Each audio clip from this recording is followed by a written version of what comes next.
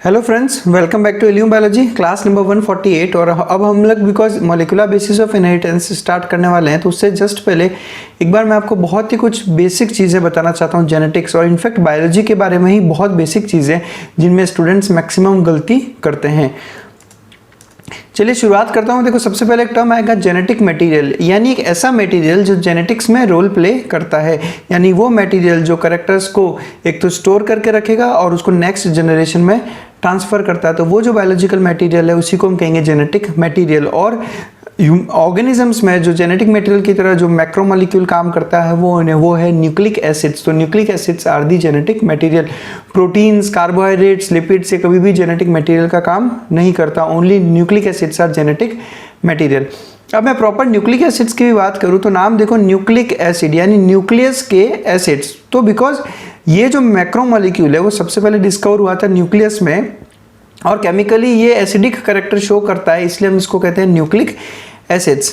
ठीक है, और यही जेनेटिक मटेरियल की तरह काम करता है। जो काम की चीज़ अपने को याद रखनी है वो ये है कि ये एक मैक्रोमोलिक्यूल है, ये एक बायोलॉजिकल मैक्रोमोलिक्यूल है। सिमिलरली प्रोटीन्स, कार्बोहाइड्रेट्स और न्यूक्लिक एसिड्स ये सभी मैक्रोमोलिक्यूल्स की कैटेगरी में आते हैं। और एग्जाम्पल्स अगर न्यूक्लिक एसिड के देखें तो राइबो न्यूक्लिक एसिड यानी आरएनए और डीऑक्सी राइबो न्यूक्लिक एसिड यानी डीएनए। अब हर ऑर्गेनिज्म में या तो डीएनए काम करेगा जेनेटिक मटेरियल की तरह या फिर आरएनए एक्ट करता है जेनेटिक मटेरियल की तरफ। अगर हम लोग एवोल्यूशन की स्टडीज देखें तो जो सबसे पहला जेनेटिक मटेरियल एवोल्यूशन के वक्त था वो था आरएनए। तो yes, RNA was the first genetic material. But हम लोग जब धीरे धीरे डीएनए की स्टडी करेंगे तो हम ये देखेंगे कि DNA is more stable then RNA. उसके कुछ रीजंस है वो हम बाद में स्टडी करेंगे। बिकॉज डीएनए आरएनए से ज़्यादा स्टेबल है, इसलिए धीरे धीरे विद इवोल्यूशन डीएनए ने आरएनए को as a genetic material replace कर दिया। यानी पहले आरएनए जेनेटिक मटेरियल था, लेकिन अब जो जेनेटिक मटेरियल है mainly most of the organisms में वो है डीएनए। यानी दो अलग अलग क्वेश्चन है। अगर क्वेश्चन पूछा जाए कि which is the most stable genetic material तो आंसर होगा डीएनए, और which was the first genetic material तो आंसर होगा आरएनए। नेक्स्ट बॉडी सेल्स की बात करता हूँ। ये कंसेप्ट ध्यान से सुनिएगा। देखिए, अब हमने हमारी बॉडी को दो पार्ट्स में डिवाइड किया हुआ है बॉडी के सेल्स को। एक को हम कहते हैं जर्मिनल सेल्स या जर्म सेल्स और दूसरे हैं सोमैटिक सेल। ध्यान से सुनिएगा, सबसे ज़्यादा कन्फ्यूजन यहाँ पर होता है और इसी से रिलेटेड आगे सारे के सारे म्यूटेशंस भी हैं, तो ये कंसेप्ट समझना बहुत ज़रूरी है। देखो, जर्मिनल सेल्स आपकी पूरी बॉडी में केवल और केवल गोनेट्स में प्रेजेंट होंगे, यानी या तो टेस्टिस के अंदर या ओवरी के अंदर। आपने पढ़ा होगा टेस्टिस और ओवरी के स्ट्रक्चर में कि उसके अंदर एक जर्मिनल एपिथेलियम प्रेजेंट होती है और उस जर्मिनल एपिथेलियम में जब मियोसिस होता है तो उस मियोसिस से बनते हैं गैमेट्स। यानी जर्मिनल सेल्स बॉडी के वो सेल्स हैं जो गैमेट फॉर्मेशन करते हैं और केवल प्रेजेंट होंगे टेस्टिस और ओवरी के अंदर। जब स्पर्म और ओवम फर्टिलाइज करके जाइगोट का फॉर्मेशन करते हैं तब यही जाइगोट आगे नए इंडिविजुअल की फॉर्म में डेवलप होता है। यानी आपकी पूरी बॉडी में से केवल या तो स्पर्म या फिर ओवम ही रेस्पॉन्सिबल है नेक्स्ट जनरेशन तक डीएनए पहुंचाने में। इसलिए केवल और केवल जर्मिनल सेल्स के अंदर प्रेजेंट जो डीएनए है वही नेक्स्ट जनरेशन में जाएगा। अब बॉडी के अंदर जितने भी बाकी के सेल्स हैं उन सभी सेल्स को हम कहते हैं सोमैटिक सेल्स। सोमा एक वर्ड होता है जिसका मतलब होता है बॉडी। अब जैसे सोमा को ही यूज़ करके हम अलग अलग टर्म्स भी बनाते हैं। आपने बहुत सारे टर्म्स ऐसे पढ़े होंगे जिसके पीछे लगता है SOMES, सोम्स, सेंट्रोजोम्स, क्रोमोजोम्स। तो उन सब में सोम का मतलब क्या होता है? बॉडी। जैसे क्रोमोजोम की मैं बात करूँ तो क्रोमो एक वर्ड होता है जिसका मतलब होता है कलर। अगर आपने गूगल क्रोम का लोगो देखा हो तो आपने उसमें 3 कलर देखे होंगे। तो क्रोमा एक वर्ड होता है जिसका मीनिंग ही कलर होता है, इसलिए क्रोमोजोम यानी एक coloured body. Similarly somatic cell, soma means body, यानी आपकी बॉडी के सारे cells except germinal epithelium of gonads. Gonads के जर्मिनल एपिथेलियम को छोड़ के बाकी के सारे सेल्स हमारे सोमैटिक सेल्स कहलाते हैं। चाहे आप हाथ की बात करो, किडनी, लिवर, स्किन, हेयर, सब कुछ हमारा सोमैटिक सेल्स ही रहता है। और इन सोमैटिक सेल्स के अंदर का जो डीएनए है वो कभी भी नेक्स्ट जनरेशन में ट्रांसफ़र नहीं होता। इसलिए जब हम म्यूटेशंस पढ़ते हैं तो हम ये कहते हैं कि जो म्यूटेशंस सोमैटिक सेल्स में होते हैं यानी सोमैटिक म्यूटेशंस वो नेक्स्ट जनरेशन में ट्रांसफ़र नहीं होते, लेकिन जर्मिनल म्यूटेशन या जर्म सेल म्यूटेशन ज़रूर नेक्स्ट जनरेशन में ट्रांसफ़र होते हैं। नेक्स्ट बात करता हूँ, 3 टर्म्स है मेरे पास, क्रोमाटिड्स, क्रोमोसोम्स और क्रोमाटिन। ये 3 वर्ड्स सबसे ज़्यादा कंफ्यूज करते हैं स्टूडेंट्स को और बहुत से स्टूडेंट्स ऐसा समझते हैं कि ये तीनों एक ही है या फिर अगर उन्हें लगता भी है कि ये अलग है तो उन्हें उनमें एग्जैक्ट डिफरेंस नहीं पता, तो मैं यहाँ पर आपको इसमें एग्जैक्ट डिफरेंस बताने वाला हूँ। देखो पहले एक बात क्लियर कर दूँ, चाहे मैं क्रोमाटिड बोलूँ, क्रोमोसोम बोलूँ या क्रोमाटिन बोलूँ, ये तीनों के तीनों बने किससे हैं? डीएनए से। ध्यान से सुनिएगा, अच्छे से समझेगा। मैं सबसे पहले बात कर रहा हूँ एक सेल की जो भी रेस्टिंग स्टेज में है। रेस्टिंग स्टेज में है मतलब इंटर फेज, जिसको हम कहते हैं सेल डिवीजन में कोई फेज होता है इंटरफेज, जब सेल रेस्ट कर रहा होता है। अब सबसे पहले तो ये नाम ही गलत है। रेस्टिंग सेल डजंट मीन कि सेल बिल्कुल कुछ काम नहीं कर रहा। रेस्टिंग सेल का मतलब होता है कि एक सेल डिवाइड नहीं कर रहा, इसलिए हम उसको कहते हैं रेस्टिंग सेल। बट अदरवाइज अगर मेटाबॉलिक एक्टिविटीज़ की बात करूँ तो एक रेस्टिंग सेल में मेटाबॉलिक एक्टिविटीज़ बहुत सारी होती है, तो बिल्कुल इस तरह को रेस्टिंग सेल कहना एक तरह से गलत हो गया। बट हाँ, एक ऐसा सेल जो डिवाइड नहीं कर रहा अभी, उसको हम कहते हैं रेस्टिंग सेल। अगर मैं उस रेस्टिंग सेल के अंदर न्यूक्लियस में देखूं तो जो डीएनए होता है वो डीएनए कुछ इस तरह से कॉइल होकर आपस में एक पूरा स्ट्रक्चर बना लेता है, और इसी स्ट्रक्चर को हम कहते हैं क्रोमाटिन मटेरियल या फिर क्रोमाटिन। बेसिकली ये है क्या? क्रोमाटिन मटेरियल जो है वो डीएनए के आपस में कॉइलिंग होने से बना है, और इसे हम कहते हैं क्रोमाटिन नेटवर्क या फिर क्रोमाटिन मटेरियल। ये केवल और केवल आपको रेस्टिंग सेल की स्टेज में ही देखने को मिलता है। और जब मैं इस क्रोमाटिन की बात करूं तो क्रोमाटिन केवल डीएनए नहीं, डीएनए 30 to 40%, उसके अलावा आरएनए 5 to 10% और प्रोटीन्स 50 to 65% प्रोटीन्स है क्रोमाटिन के अंदर, जबकि केवल डीएनए 30 to 40% है। यानी बेसिकली आप ये कह सकते हो कि इसमें सबसे ज़्यादा प्रोटीन, उसके बाद आरएनए और उसके बाद में डीएनए। अब हम सोच रहे होंगे कि सर कौन से प्रोटीन्स प्रेजेंट होते हैं क्रोमाटिन में, तो आपने पढ़े होंगे कि क्रोमोसोम से एसोसिएटेड कुछ डीएनए से एसोसिएटेड कुछ प्रोटीन्स होते हैं, जिन्हें हम दो कैटेगरी में डिवाइड करते हैं, हिस्टोन प्रोटीन्स और नॉन हिस्टोन प्रोटीन्स। तो ये उन्हीं प्रोटीन्स की यहाँ पर बात की जा रही है। अब मैं थोड़ा सा आगे चलता हूँ, और अब ये जो सेल है वो डिवाइड होने की शुरुआत कर रहा है। हमें पता है इंटरफेज में जब सेल डिवाइड नहीं कर रहा होता तब हम उसे कहते हैं G0 फेज, और जब वो सेल डिसाइड करता है कि अब मुझे डिवाइड होना है, तब वो G0 फेज से निकल कर सेल जब डिवीजन शुरू करने वाला होता है, तब वो इंटरफेज का जो सबसे पहला स्टेज है G1 फेज वहाँ पर पहुँचता है। अब G1 फेज में आने के बाद में ये जो डीएनए है, ये डीएनए अपना कॉइलिंग और ज़्यादा कंडेंसेशन बढ़ा देता है। यानी डीएनए जैसे क्रोमाटिन मटेरियल में अगर डीएनए लूजली कॉइल्ड था, तो अब G1 फेज आने के बाद में जो डीएनए का कॉइलिंग है वो और ज़्यादा कंडेंस हो जाता है, और अब कंडेंस होने के बाद ये जो स्ट्रक्चर बना है इसको हम कहते हैं क्रोमोसोम। और क्रोमोसोम के अंदर ये जो एक सिंगल स्ट्रक्चर हमने बनाया, this is called as chromatid. ठीक है, अभी मैं आपको क्रोमाटिड और क्रोमोसोम में भी डिफरेंस बताऊंगा, ध्यान से सुनना। ये जो है इसको हम कहते हैं क्रोमोसोम। क्रोमोसोम और क्रोमाटिन में फ़र्क क्या है कि क्रोमाटिन आपको केवल रेस्टिंग सेल स्टेज में देखने को मिलेगा, और इसमें जो डीएनए होता है वो लूजली कॉइल्ड होता है, जबकि G1 फेज में आने के बाद में डीएनए का कंडेंसेशन और ज़्यादा इंक्रीज हो जाता है, और ज़्यादा कॉम्पैक्ट हो जाता है, जिसकी वजह से वो बनाता है क्रोमाटिड। अब आप समझिए, इस क्रोमाटिड के अंदर जो डीएनए का अमाउंट है उसको मैं ले रहा हूँ X, यानी इस क्रोमाटिड में जो अमाउंट ऑफ डीएनए है वो है X। ध्यान से सुनिए वापस से, ये क्वेश्चंस आपको सेल डिवीजन में परेशान करेंगे। ऐसे बहुत से क्वेश्चंस आते हैं, मैं आपको बताऊंगा अभी कैसे। G1 फेज में समझो मैंने बोला आपको कि जो डीएनए का अमाउंट है वो है X। अब G1 फेज के बाद में आता है S फेज, और S फेज में हमने सुना है कि एक बहुत इंपॉर्टेंट स्टेप होता है जिसको हम कहते हैं डीएनए रेप्लिकेशन। ध्यान से सुनेगा वापस, chromatin material loosely coiled DNA था, जब G1 फेज आया तो इसका कॉम्पैक्शन बढ़ गया और ये और ज़्यादा कंडेंस हो गया। S फेज में आने के बाद में अब होगा डीएनए का रेप्लिकेशन, और ये जो एक क्रोमाटिड था पहले, अब ये क्रोमाटिड रेप्लिकेट करेगा। ये जो क्रोमाटिड के अंदर डीएनए है वो को पूरा का पूरा रेप्लिकेट करके एक वैसा का वैसा एक और क्रोमाटिड का फॉर्मेशन करेगा, और ये जो दोनों क्रोमाटिड है ये दोनों आपस में ज्वाइन होते हैं एक स्ट्रक्चर से जिसको हम कहते हैं सेंट्रोमियर। ठीक है, समझ में आ रहा है। अब ये भी क्रोमोसोम है, ये भी क्रोमोसोम है, बट इस क्रोमोसोम में और G1 फेज के क्रोमोसोम में जो डिफरेंस है वो डिफरेंस है नंबर ऑफ क्रोमाटिड्स का। G1 फेज का जब हम क्रोमोसोम देखते हैं तो उसमें मुझे केवल एक ही क्रोमाटिड दिखता है, जबकि S फेज में जब हम क्रोमोसोम देखते हैं तो उसमें मुझे 2 क्रोमाटिड्स देखने को मिलते हैं। ये कुछ इस तरह का स्ट्रक्चर देखने को मिलेगा आपको जो, और ये जो दोनों क्रोमाटिड्स है दोनों अटैच्ड है आपस में एक सेंट्रोमियर से। सेंट्रोमियर बेसिकली इन दोनों क्रोमाटिड्स को होल्ड करने का काम करता है।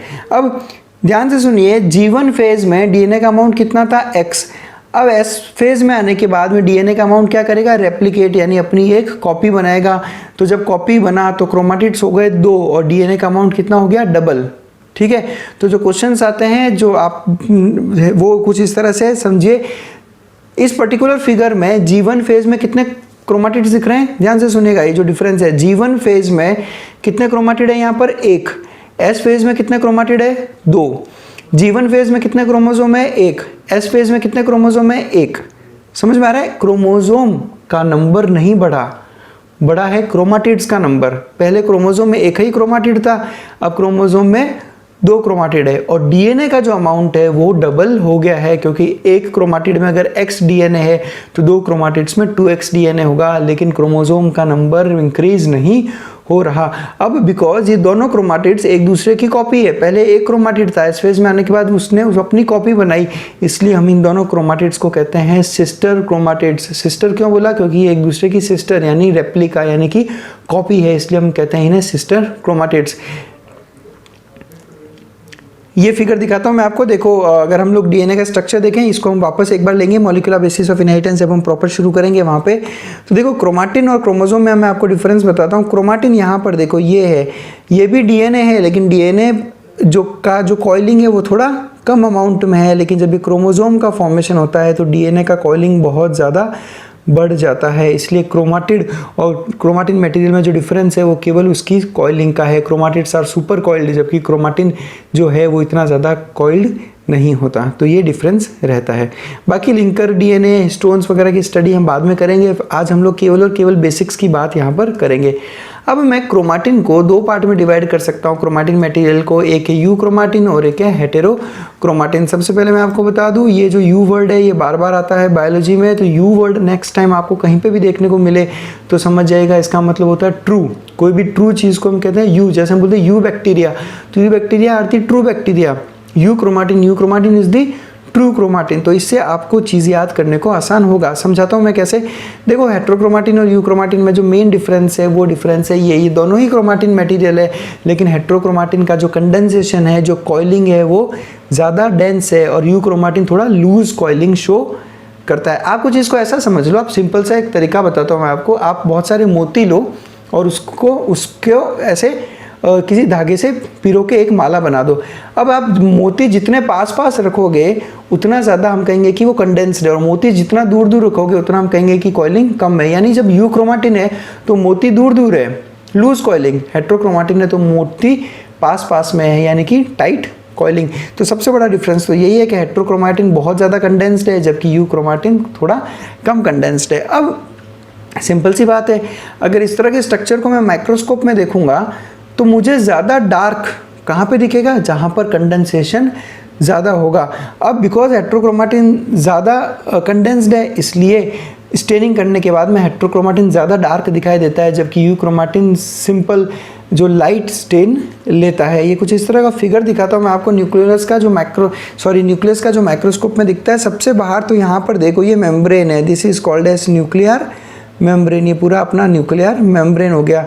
अब इस न्यूक्लियर मेम्ब्रेन के अंदर जो सबसे डार्क स्ट्रक्चर दिख रहा है, दिस वन, ये है न्यूक्लियोलस, दिस इज न्यूक्लियोलस। अब इसके अलावा जो भी बचा वो पूरा क्रोमाटिन मटेरियल है। अब इस क्रोमाटिन मटेरियल को अगर मैं ध्यान से देखूँ तो कहीं कहीं जगह पे तो मुझे लाइट दिख रहा होगा, दिस इज यू क्रोमाटिन। और जहाँ पे आपको डार्क दिख रहा है, जैसे ये पैच ले लो या फिर ये पैच ले लो, ये सारे के सारे क्या है, हेटेरो क्रोमाटिन।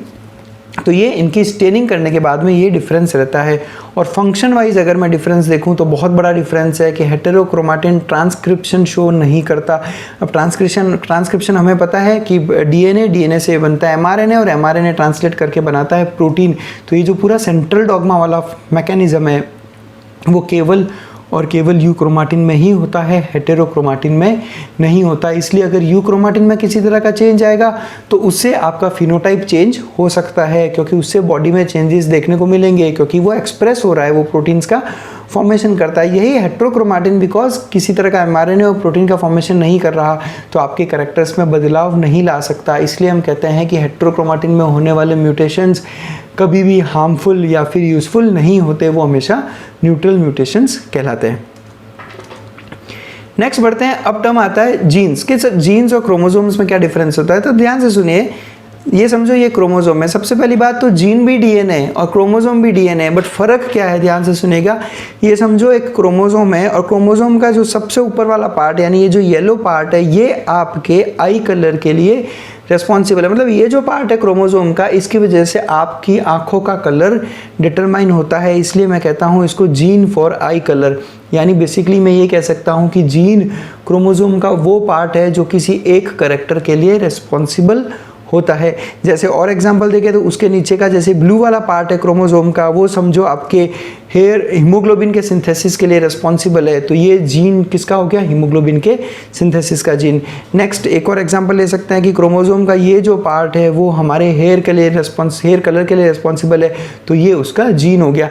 यानी बेसिकली हम ये कह सकते हैं कि जीन जो है क्रोमोसोम का पार्ट होता है जो किसी एक कैरेक्टर के लिए रिस्पॉन्सिबल होता है, और एक क्रोमोसोम पे बहुत सारे जीन्स प्रेजेंट हो सकते हैं।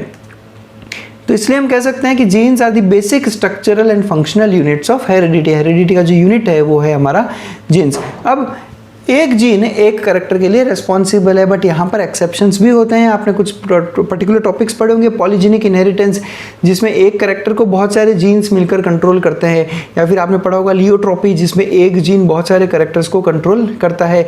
ऊपर आई बटन पे क्लिक करके आपको इन दोनों पे हमारे वीडियोस देखने को मिल जाएंगे, तो आप पॉलीजेनिक इनहेरिटेंस और लियोट्रोपी वहाँ से समझ सकते हैं। But most of the times एक जीन एक ही कैरेक्टर के लिए रिस्पॉन्सिबल होता है।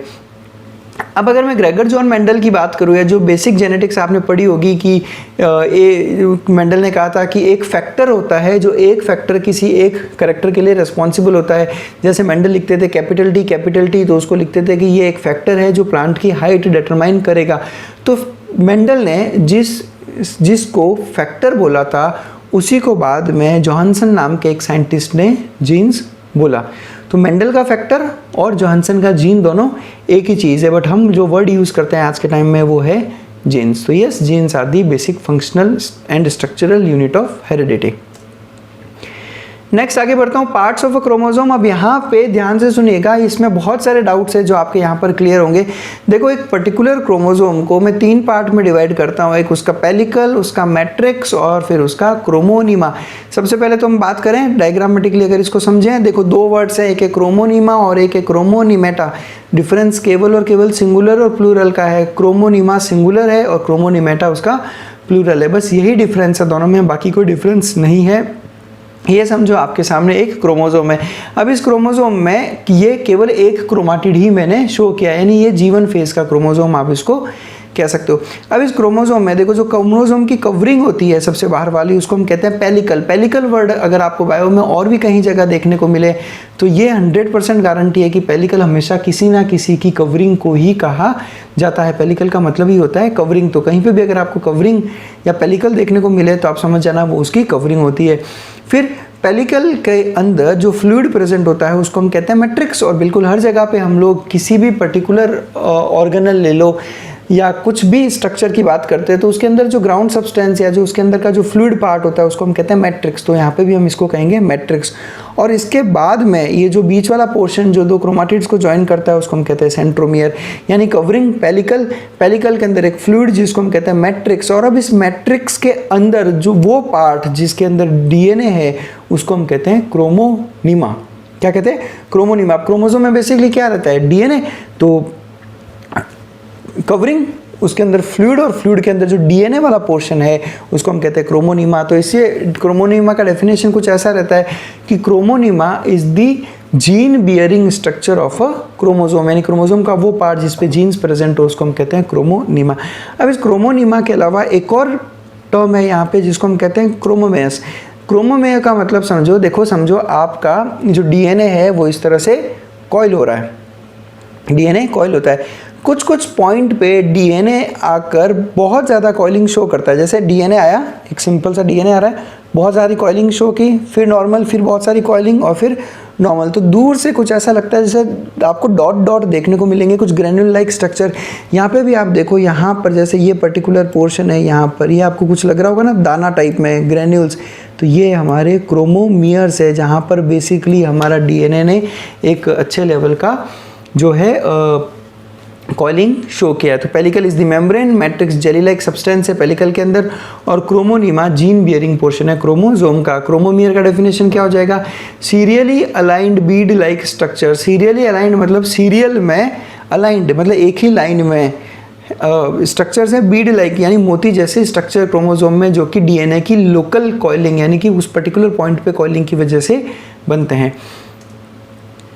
अब बात करता हूँ टाइप्स ऑफ क्रोमोसोम्स की। ये भी ध्यान से सुनिएगा, बहुत सा कन्फ्यूजन रहता है यहाँ बच्चों को। टाइप्स ऑफ क्रोमोसोम्स देखो, हमारे पास में ह्यूमन बींग्स के पास में 46 क्रोमोसोम्स है और उनको दो पार्ट में डिवाइड करता हूँ, ऑटोसोम्स और अल्लोसोम्स। देखो ऑटोसोम्स 24 होते हैं और अल्लोसोम्स टोटल 2 होते हैं। अब ध्यान से सुनिएगा इनका मतलब। देखो ऑटोसोम्स एक मेल का सारे क्रोमोसोम्स स्टडी करे और एक फीमेल के सारे क्रोमोसोम्स स्टडी करें, तो कुछ क्रोमोसोम्स ऐसे थे जो मेल और फीमेल में एज इट इज़ है, यानी बिल्कुल सेम है, उनमें कोई डिफरेंस नहीं है, उनको हम कहते हैं ऑटोसोम्स। यानी ऑटोसोम्स वो क्रोमोसोम्स है जो मेल और फीमेल में सेम रहते हैं। तो उन क्रोमोसोम्स को देखकर आप नहीं बता सकते कि ये जो क्रोमोसोम्स हैं वो मेल के हैं या फीमेल के हैं। लेकिन कुछ क्रोमोसोम्स ऐसे होते हैं जो अलग अलग रहते हैं दोनों सेक्स में, जिनको हम कहते हैं सेक्स क्रोमोसोम। अब ऑटोसोम्स के ऊपर जो जीन्स हैं और वो जीन्स जिस कैरेक्टर के लिए रिस्पॉन्सिबल है, उन सभी कैरेक्टर्स को हम कहते हैं ऑटोसोमल कैरेक्टर्स। देखो कैसा है, किसी पर्टिकुलर कैरेक्टर का जो जीन है वो किसी पर्टिकुलर क्रोमोसोम पर ही प्रेजेंट हो सकता है। ऐसा नहीं है कि आपकी आई कलर का जो जीन है आपके सारे क्रोमोसोम्स पे प्रेजेंट है। जैसे एग्जांपल के लिए अगर मैं देखूं तो आपका जो हीमोग्लोबिन सिंथेसिस का जो जीन है वो क्रोमोसोम वो उसमें 2 है, हीमोग्लोबिन अल्फा चेन का अलग है और बीटा चेन का अलग है। तो जो बीटा चेन का जो जीन है वो क्रोमोसोम नंबर 11 पे प्रेजेंट है और अल्फा चेन का जो जीन है वो क्रोमोसोम नंबर 16 पे है। यानी 16th क्रोमोसोम के अलावा आपको पूरी बॉडी में किसी भी क्रोमोसोम पे अल्फा जीन का और 11th के अलावा किसी भी क्रोमोसोम पे बीटा चेन का जीन है, उसके अलावा कहीं आपको देखने को नहीं मिलेगा। तो हर जीन का एक प्रॉपर लोकेशन होता है क्रोमोसोम पे जिसे हम कहते हैं जीन लोकस, और वो कभी भी चेंज नहीं होता। तो ऐसे कैरेक्टर्स जो ऑटोसोमल क्रोमोसोम्स की वजह से होते हैं उनको हम कहते हैं ऑटोसोमल कैरेक्टर्स। सेक्स क्रोमोसोम्स ये ऐसे क्रोमोसोम्स हैं जो मेल में अलग होते हैं और फीमेल में अलग होते हैं, इसलिए हम कहते हैं सेक्स क्रोमोसोम्स या अल्लोसोम्स वो क्रोमोसोम्स हैं जो सेक्स डिटर्मिनेशन करते हैं, यानी उनको देख के हम लोग सेक्स बता सकते हैं किसी इंडिविजुअल का। और इन्हीं की वजह से फर्टिलाइजेशन के वक्त जब जिस हिसाब से सेक्स क्रोमोसोम आपस में कंबाइन होते हैं उस हिसाब से फीमेल या मेल का प्रोडक्शन होता है। आपको पता होगा जब एक्स और एक्स मिलते हैं तो फीमेल और एक्स और वाई मिलेंगे तो मेल। तो फर्टिलाइजेशन के टाइम ही किसी पर्टिकुलर इंडिविजुअल का सेक्स डिसाइड हो जाता है। और ऐसे कैरेक्टर्स जो सेक्स क्रोमोसोम की वजह से होते हैं उन्हें हम कहते हैं सेक्स लिंक्ड कैरेक्टर्स।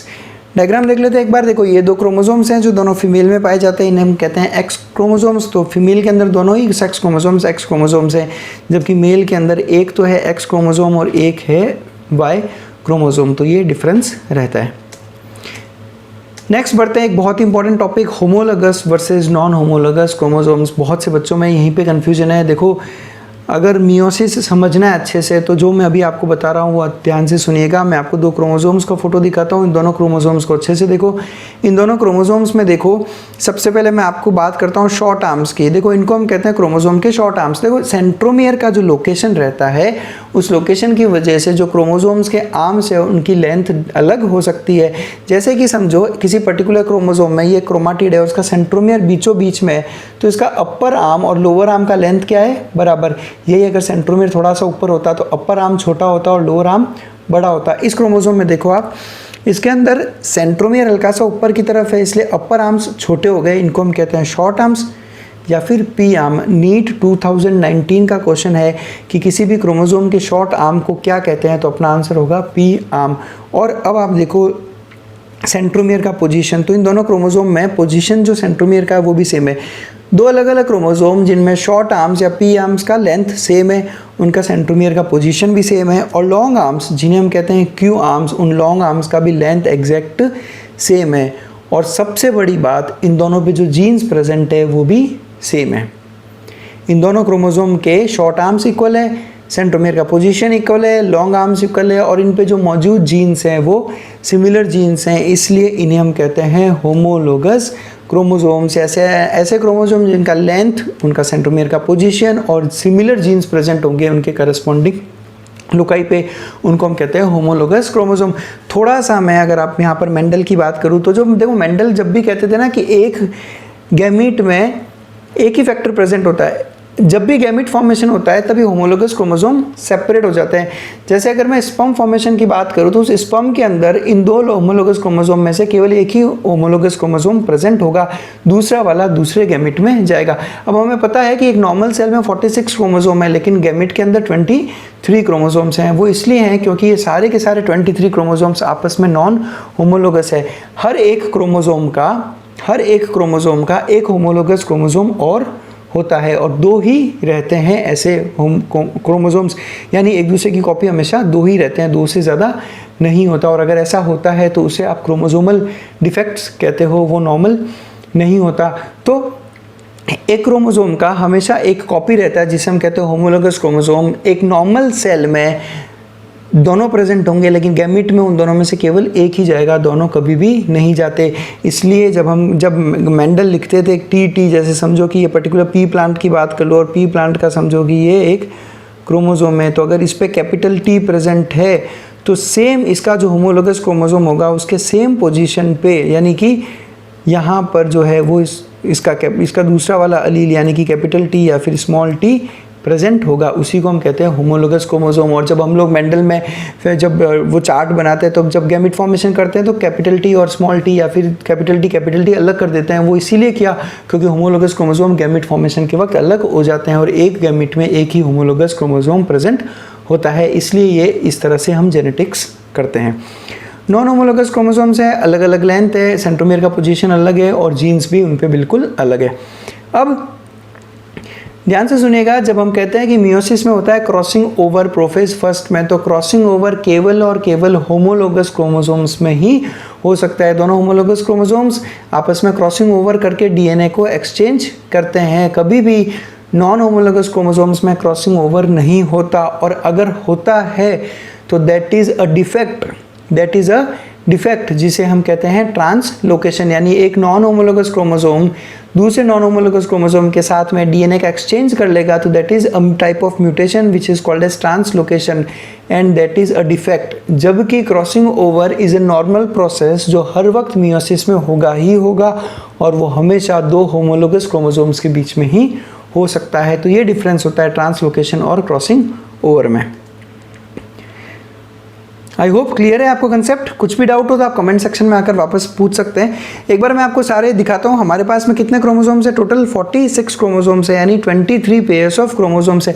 अब मैंने 23 पेयर्स क्यों बोला? क्योंकि मैं होमोलोगस क्रोमोसोम्स के पेयर बना रहा हूँ। एक क्रोमोसोम, अब इस एक क्रोमोसोम का एक और होमोलोगस क्रोमोसोम होगा, तो उस होमोलोगस क्रोमोसोम को मैं इसी के साथ में रखूंगा और इसको मैं बोलता हूँ पेयर। यानी जब भी हम कहते हैं क्रोमोसोम का पेयर, दैट मीन्स कि वो दो होमोलोगस क्रोमोसोम्स का पेयर है। आप कभी भी दो नॉन होमोलोगस क्रोमोसोम को पेयर नहीं बना सकते। इस फिगर में आप अच्छे से देखो, हर एक पेयर के जो क्रोमोसोम्स है वो ऑलमोस्ट आइडेंटिकल है, यानी ये दोनों होमोलोगस क्रोमोसोम है। अब सेकंड पेयर देख लो, सेंट्रोमियर का पोजीशन एग्जैक्ट सेम, थर्ड में भी यही हाल है, फोर्थ, फिफ्थ, 11th दिखा देता हूँ मैं आपको, short arm, long arm, centromere का पोजीशन 16th देख लो आप, ये सबके सब सेम है। 21st, 22nd आपको कहीं पे भी डिफरेंस देखने को नहीं मिलता, तो उसी को हम कहते हैं पेयर। यानी पेयर हमेशा होमोलोगस क्रोमोसोम का ही रहता है। तो ये सारे के सारे जो 22 पेयर्स हैं ये तो किसके हैं? ऑटोसोम्स के। और एक पेयर जो रहता है वो रहता है सेक्स क्रोमोसोम का। फीमेल होगा तो दोनों XX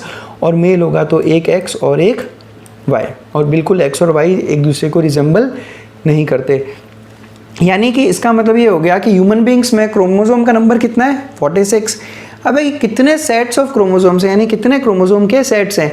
तो अगर मैं देखूं तो मेरे पास टोटल एक तो 23 क्रोमोसोम है जो अलग अलग है, 23 क्रोमोसोम्स जो बिल्कुल अलग अलग है, और इन्हीं 23 क्रोमोसोम के जैसे 23 क्रोमोसोम्स और है, और ये 23 क्रोमोसोम्स इन 23 क्रोमोसोम्स के क्या है? होमोलोगस क्रोमोसोम है। यानी मैं ये कह सकता हूँ कि मैं दो सेट बना सकता हूँ और हर सेट में अलग अलग क्रोमोसोम्स रहेंगे। इस सेट में जो 23 क्रोमोसोम्स है अलग है, और इस सेट में जो 23 क्रोमोसोम्स है ये सभी 23 क्रोमोसोम्स इसके होमोलोगस क्रोमोसोम्स। यानी नंबर ऑफ सेट्स कितने हमारे पास में? टोटल 2 सेट्स प्रेजेंट है, और एक सेट के अंदर कितने क्रोमोसोम है? 23। अब कितने पेयर ऑफ क्रोमोसोम्स है? तो हम कहेंगे 23, और कितने क्रोमोसोम्स है एक पेयर में? तो हम कहेंगे 2, और उन्हीं को आप होमोलोगस क्रोमोसोम कहोगे। ध्यान से सुनो, यहाँ पे मैं एक बार वापस एक चीज़ आपको बताता हूँ। यहाँ पे ये देखो, यहाँ पर मैं लेता हूँ एक तो ये वाला क्रोमोसोम और एक ले रहा हूँ मैं ये वाला क्रोमोसोम, तो क्या ये दोनों क्रोमोसोम को मैं एक पेयर में रख सकता हूँ? नहीं रख सकता क्योंकि दोनों होमोलोगस क्रोमोसोम है। और ये वाला जो क्रोमोसोम है इसकी बात कर रहा हूँ मैं, इसका होमोलोगस क्रोमोसोम केवल ये होगा, बाकी इसके अलावा जितने भी क्रोमोसोम्स है सब के सब इसके लिए कैसे होंगे? Non homologous. इसलिए एक पेयर में केवल दो ही क्रोमोसोम्स रहते हैं। नेक्स्ट बढ़ता हूँ, प्लॉइडी लेवल्स सुना होगा आपने, डिप्लॉइड, मोनोप्लॉइड, हेप्लॉइड, हेक्साप्लॉइड, पेंटाप्लॉइड, ये सब क्या होता है सुनिएगा। अगर किसी पर्टिकुलर सेल में एक ही क्रोमोसोम का सेट प्रेजेंट है, जैसे मैं स्पर्म की बात करूँ तो स्पर्म में कितने क्रोमोसोम है? नॉर्मल सेल में 2 सेट्स होते हैं, लेकिन दोनों सेट जब मियोसिस होता है तो एक सेट इस स्पर्म में चला जाएगा और दूसरा सेट दूसरे वाले स्पर्म में चला जाएगा। यानी कि अगर एक सेट ऑफ क्रोमोसोम है तो उसको हम कहते हैं हैप्लॉइड सेल या मोनोप्लॉइड सेल। इसलिए हम कहते हैं कि गैमीट्स आर ऑलवेज हैप्लॉइड, क्योंकि उसमें एक ही सेट क्रोमोसोम का प्रेजेंट होता है। सिमिलरली अगर 2 सेट प्रेजेंट है तो हम कहते हैं डिप्लॉइड, जैसे हमारे normal body cells diploid sales हैं। अगर 3 सेट ऑफ क्रोमोसोम्स प्रेजेंट है तो उसको हम कहेंगे ट्रिप्लॉइड। जैसे आपने सुना होगा प्लांट के अंदर एंडोस्पर्म जो रहता है वो ट्रिप्लॉइड रहता है। 4 सेट ऑफ क्रोमोसोम्स होंगे तो टेट्राप्लॉइड, 5 होंगे तो पेंटाप्लॉइड और 6 होंगे तो हेक्साप्लॉइड। जैसा हम लोगों ने अलग अलग नाम रखा है, डिप्लॉइड, डाई, ट्राई, टेट्रा, पेंटा, हेक्सा। ये आपने ऑर्गेनिक केमिस्ट्री में पढ़े रहेंगे, 2, 3, 4, 5, 6 को रिप्रेजेंट करते हैं। अब ये तो हो गए पर्टिकुलर टर्म्स। अब एक जनरल टर्म आता है पॉलीप्लॉइड। तो पॉलीप्लॉइड का मतलब होता है कि अगर 2 से ज़्यादा क्रोमोसोम के सेट्स हैं तो सारे के सारे पॉलीप्लॉइड ही कंडीशन है। 3 सेट है तो भी पॉलीप्लॉइड है, 4 है तो भी पॉलीप्लॉइड, 5 है तो भी पॉलीप्लॉइड और 6 है तो भी पॉलीप्लॉइड। पॉली का मतलब ही होता है मैनी, यानी जब बहुत सारे सेट्स ऑफ क्रोमोसोम्स होते हैं तब वर्ड आता है पॉलीप्लॉइड। अब जीनोम टर्म आया। अब जो जितने भी कंफ्यूजिंग टर्म्स थे हमारे पास, chromomere, chromonemata, chromonema, chromatid, chromosome, chromatin material, सब क्लियर हो गए। लास्ट में एक टर्म बच गया जीनोम। अब ये जीनोम क्या है? तो जीनोम समझिएगा, ध्यान से सुनिएगा, ये सबसे ज़्यादा गलत किया जाने वाला क्वेश्चन है। एक सेल के अंदर जो टोटल जेनेटिक इन्फॉर्मेशन है, किसी भी सेल के अंदर जो पूरी जेनेटिक इन्फॉर्मेशन है, उन सबको, उस पूरे जेनेटिक इन्फॉर्मेशन को हम कहते हैं जीनोम। अब बिकॉज एक सेल, जैसे मैं अगर अपनी बॉडी की बात करूँ तो मेरी बॉडी के अंदर जितने भी सेल्स हैं उन सब के अंदर जो जेनेटिक मटेरियल है वो सेम है।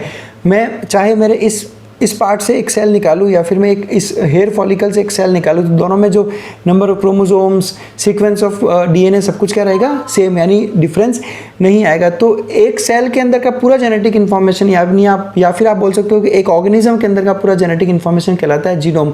बट ध्यान से सुनिएगा, ये दोनों होमोलोगस क्रोमोसोम्स हैं। ध्यान से सुनिएगा, ये दोनों क्या है? Homologous chromosomes. इसके अंदर जो जेनेटिक इन्फॉर्मेशन है वही सेम जेनेटिक इन्फॉर्मेशन इसके पास भी है, बिकॉज ये दोनों एक दूसरे की क्या है? आइडेंटिकल्स। होमोलोगस क्रोमोसोम्स पे सेम जीन्स प्रेजेंट हैं, तो मैं दोनों को अलग अलग कंसीडर नहीं करता। यानी मैं जब भी जीनोम की बात करता हूँ तब मैं केवल एक पेयर में से एक ही क्रोमोसोम की बात करूँगा। टोटल कितने पेयर हैं? 23। हर पेयर में अभी केवल जीनोम स्टडी के लिए कितने होंगे? एक क्रोमोसोम। यानी कि जीनोम जो है वो किसी भी सेल का हैप्लॉइड जो नंबर ऑफ क्रोमोसोम्स है उसकी बात करेंगे। यानी एक नॉर्मल सेल में सारे के सारे 46 क्रोमोसोम्स को हम जीनोम नहीं कहते, बल्कि जो 23 क्रोमोसोम्स है उन्हीं को जीनोम कहते हैं, क्योंकि रेस्ट जो 23 हैं वो सारे के सारे इन्हीं 23 का कॉपी है। तो ये जो केवल एक हैप्लॉइड सेट ऑफ क्रोमोसोम्स है, केवल उसी को जीनोम कहते हैं। और जो हम ह्यूमन जीनोम प्रोजेक्ट पढ़ते हैं, उस ह्यूमन जीनोम प्रोजेक्ट में भी हम केवल और केवल एक ही जीनोम की स्टडी करते हैं। यानी बेसिकली आप ये कह सकते हो कि किसी भी एक डिप्लॉइड सेल के अंदर 2 जीनोम प्रेजेंट होते हैं। एक जीनोम आपको मिलता है अपने फादर से और एक जीनोम मिलता है हमें अपनी मदर से, और ये दोनों जीनोम मिलकर एक सेल का फॉर्मेशन करेंगे अगर सेल डिप्लॉइड होगा। तो ह्यूमन जीनोम मतलब 23 क्रोमोसोम्स। और ये अब आपके सामने सारा मैंने पूरा का पूरा जीनोम आपके सामने खोल के रख दिया, और इसमें मैंने कितने क्रोमोसोम्स लिए? 23। आप क्रोमोसोम का नंबर यहाँ पर देख सकते हो, 1 से लेकर 22 यहाँ तक हो गए। और अब या तो इसमें आएगा X या फिर इसमें आएगा Y, डिपेंड करता है आप कौन से गैमेट की बात करते हो। तो this is called as genome. Thank you very much for watching us. बस अब हम लोग सीधा नेक्स्ट वीडियो में स्टडी करेंगे डीएनए और nucleic acids, RNA, transcription, translation. अब पूरा चैप्टर इसी पे हम लोग कंटिन्यू करेंगे। So thank you very much for watching us. Keep studying hard.